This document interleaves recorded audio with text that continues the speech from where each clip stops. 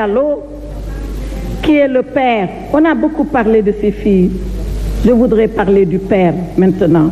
Mamadou Wuri Diallo, le papa de ces jeunes filles, a dit la chose suivante, et je voudrais le citer pour être très clair. Mamadou Wuri Diallo a dit: je me suis levé un matin, on m'a téléphoné, on m'a orienté vers la gendarmerie de Yara. Une fois là-bas, j'ai moi-même vu les photos et j'ai compris que mes filles avaient été brûlées vives. J'ai compris que ma Fatimata a été brûlée, calcinée. J'ai compris que ma Oumou Khalsoum a été calcinée, brûlée. C'est là où je me suis dit, alors tout est fini. J'éprouve une peine incommensurable, mais comme je suis un croyant, je m'en remets à Allah subhanahu wa ta'ala. Parce que Mamadou Wuri Diallo, il nous fait la leçon. Il nous fait la leçon dans une sourate du Saint-Coran. C'est la sourate Al-Imran qui est la 3e du Saint-Livre, où Allah subhanahu wa ta'ala dit aux croyants: Rabbana innaka jami'an nas li yawmin la rayba fi inna Allah la yukhliful mi'ad.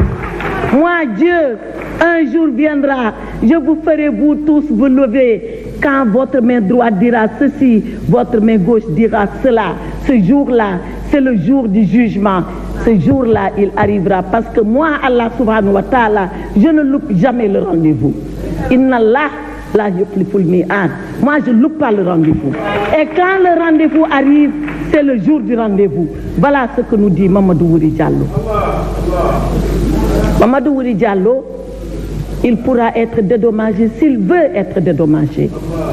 Mais Mamadou Wuri Diallo n'est pas dans cette tribune, mais il est là dans le téléphone. Il est là par ses propos. Il a dit: moi, j'ai compris que c'est fini pour moi. J'ai perdu mes filles, mais je m'en remets à Allah subhanahu wa ta'ala. Il n'a pas pardonné celui-là. Pourquoi les gens veulent venir faire le jugement à sa place? Je continue.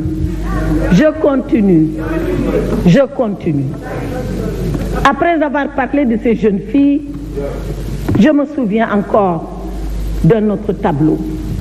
Et vous l'avez tous vu, ce tableau. Ce tableau, c'est quand le policier a été agressé aux Parcelles Assainies. Quand il a été traîné, baignant lui-même dans une mare de sang, son propre sang à lui. Quand fatigué, tombant, il a sorti son arme. Il l'a dégainée. Il voulait tirer pour se sauver. Il a vu une forêt de jeunes gamins devant lui. Il a dit: je ne peux pas tuer les enfants du Sénégal. Il a rengainé son arme et il est tombé dans le coma. Vous tous, vous avez vu cette image. Il est resté aux soins intensifs pendant des jours. Nous devons avoir la claire conscience de la violence qui s'est abattue sur le Sénégal pendant ces jours-là. Ce n'est pas fini. J'ai en mémoire l'étudiant Prosper Clédor Senghor.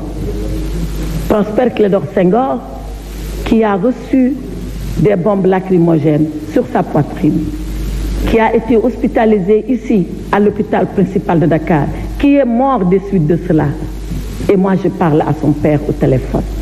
Je lui dis: je suis Aïssata Tall Sall. Il me dit: la ministre? Je dis: oui, c'est moi.